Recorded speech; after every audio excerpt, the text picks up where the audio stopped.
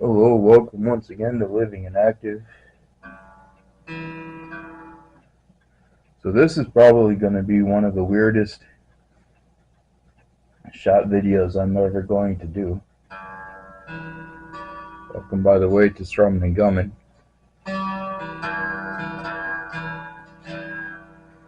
What I have here, to give you a little better view of things. What you see here is my collection of Appalachian or lap dulcimers, whichever you prefer to call them. It's a very fine collection. I like them. And if you're wondering about the weird vantage point, one of the things that no one takes into consideration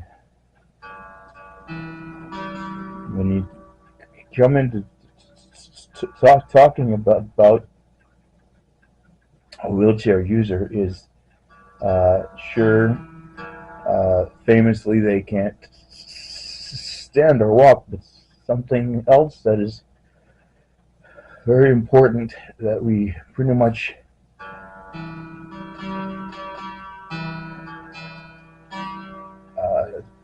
tend to lose for the most part is being able to do anything on the ground, like on the floor. Especially at my level of injury, it is very difficult for me to support myself, my body, unless I'm in something that's doing about 2/3, 3/4 of the work for me. So right now I'm on the floor, I'm unsupported. I've got a a comforter, a blanket, and a sleeping bag under me for some kind of padding, but I'm braced up on my elbows, trying to keep my head and neck in a position that's not going to hurt me. And I've been here for a while. I actually had to drag myself across the floor because my wheelchair is over there. As you can see, that's pretty far away. Sorry, let me orient you correctly. So there's recliner, wheelchair. I actually don't think I started off with it that far away. I think there's a low spot in the floor and it rolled away. But I got distracted. I wasn't paying attention to the wheelchair with tuning all of these dulcimers because I haven't done that in a while. Let me introduce you to the crew. This first one. Hang on, I'm going to have to flip the little viewfinder thing around. This first one. Wait 1 second, I'm having some problems here.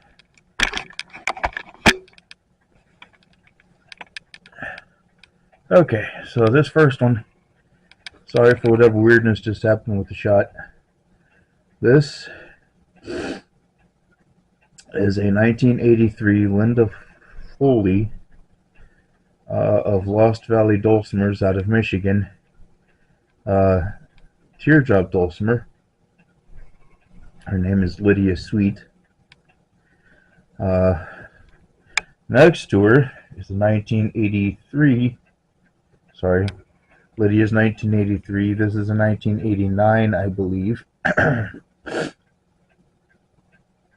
I forgot the name of the company that made this one. But this is an hourglass dulcimer. It's called Lillian Sweet. These two are sisters. These are the sisters Sweet, or the Sweet sisters. Lydia and Lillian. They are joined by the only factory-produced lap dulcimer that I have. This is an Apple Creek dulcimer. I think they're made in Pakistan or somewhere like that. This is also a teardrop dulcimer. This is a short scale lap dulcimer. Sorry, my voice is probably pinging all over the place. But it is much shorter than Lydia over there. This one doesn't have a name. I just got it not too long ago. And it doesn't really fit the small shop made thing that I have going on with the Sweet Sisters. But this one here does. This is my oldest. Hang on, I'm going to try to sit up, sort of. This is my oldest, and as you will be able to see, largest lap dulcimer. It barely fits on the lap. This is called a baritone dulcimer. It's not made by an actual company. It's made by someone with the last name Young, and it was made in 1976. And the only reason I know these two things is because that information is burned into headstock. Let's see if I can show you. There you see Young. On the back somewhere it actually says the year 1976. So we got 1976, 1983, 1989. Whenever this was made, this is probably made within the last 10 years or so. But this is big brother to the Sweet sisters, Lydia and Lillian. And this big fella is named Lyndon. I'll just give you a chance to appreciate the scroll work that was done on the top of the resonating chamber here. Now all three of those right there are tuned the standard. I'm going to flip you around so I can put the camera down and actually rest my body, because this is not comfortable. But all of those are tuned to the standard, the contemporary standard DAD tuning. Take care of this light here too, shall we? Okay. Which sounds, you're probably going to see me come to the frame here like this.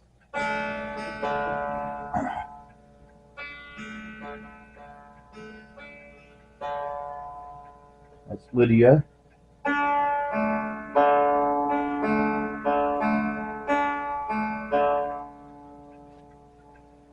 That's Lillian, even though Lydia and Lillian are roughly the same size. Well, they're not. No, they are. From nut to bridge, Lydia and Lillian are the same size.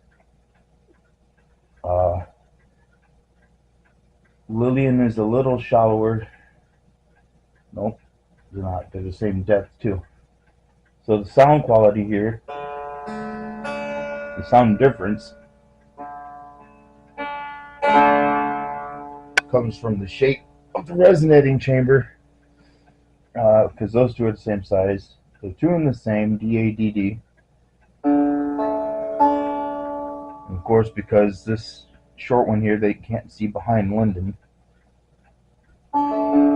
is also tuned DADD, but it's more not manufactured woods, but it's a more manufacturing process. The wood's been treated different. It's not as old, and it's a much shorter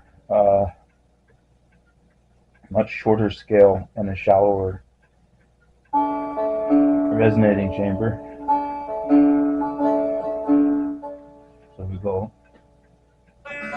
1, 2, 3, all tuned DADD. Lyndon here is not tuned DADD. Why? Because he has friction tuners, which are these things right there. I actually had Lyndon in the shop, and my friends over at Blue Note Music did quite a bit of work on him. He didn't have a bridge, and he had some hand-carved tuners that were, one of them was completely wallowed out, so it didn't tune anything, and it's missing strings, so I replaced all the strings, whatever. But a lot of work has gone into them, but because it has, I think these are tuning pegs for a cello, honestly. But they did a lot of work, and it came out really well. But Lyndon is not tune DADD because I can't tune him DADD. Things go very bad if I go any higher than what I'm about to play. But Lyndon here is tuned to GEG. That's not the same interval as DADD. It's actually GEGG. It's not the same interval as DADD, and it's much lower tone. So you get, instead of this, you get.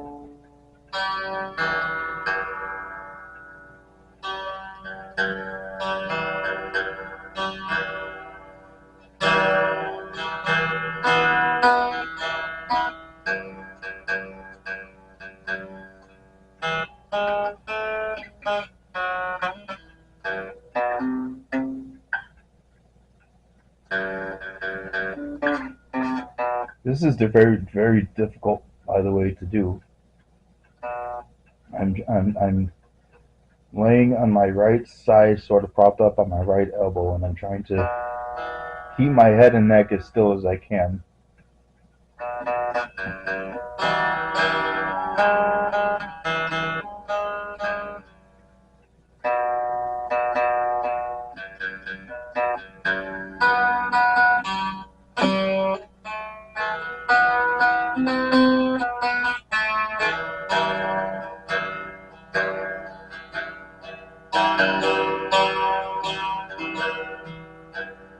I might have to play with this tuning. I don't think I like this. It doesn't sound very good strummed.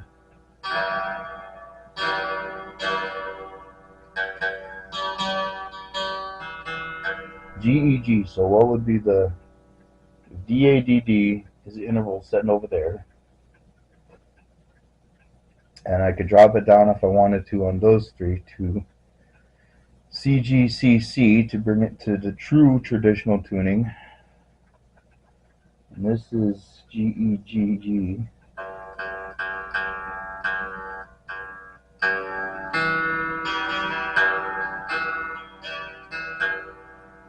I wonder if I'm supposed to tune this up to a D. That would make it better. Sort of like the first three strings on a banjo.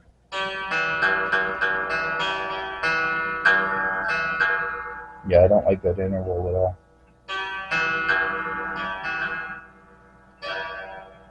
But individually,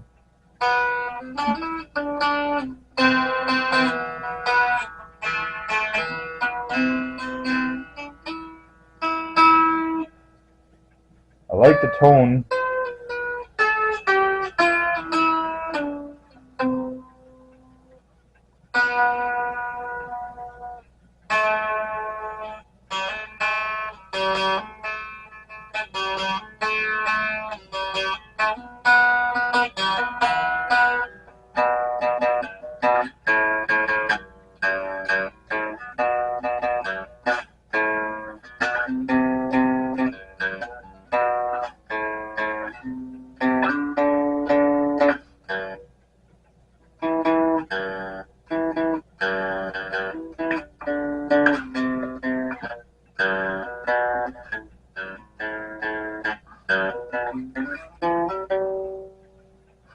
So I'm gonna have to play with that tuning. But anyway, that's the Strummin Gummin video. I can't do anything else. I'm very tired, worn out. I'm in a lot of pain right now trying to do this. I didn't do this just to do the video. I actually went to do this because I have not been able to get all my dulcimers out and get them in tune at the same time for a very long time. So I wanted to take a chance to do it, and since I figured I was doing it, this could be I don't think I've ever played Lyndon, even messing around on this channel yet. And I haven't debuted the Apple Creek dulcimer. I don't even think I posted a picture of it in the posts.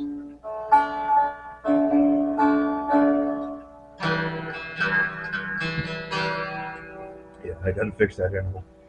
Anyway, So drop a comment in the comment section if you like. It's a free country. You are a free individual. You don't have to, but if you'd like to, drop a note, comment, say hi. Let me know which of these dulcimers is your favorite, and see if you can give me some suggestions for tuning on Lyndon here. I'm gonna go with this. Is turning out to be quite an expensive video in terms of energy, expense, and pain, and I'm not enjoying it at all. So, yeah, that's the video. I'm out of here. Hebrews 11:6, and until next time, if there is a next time, God be with you.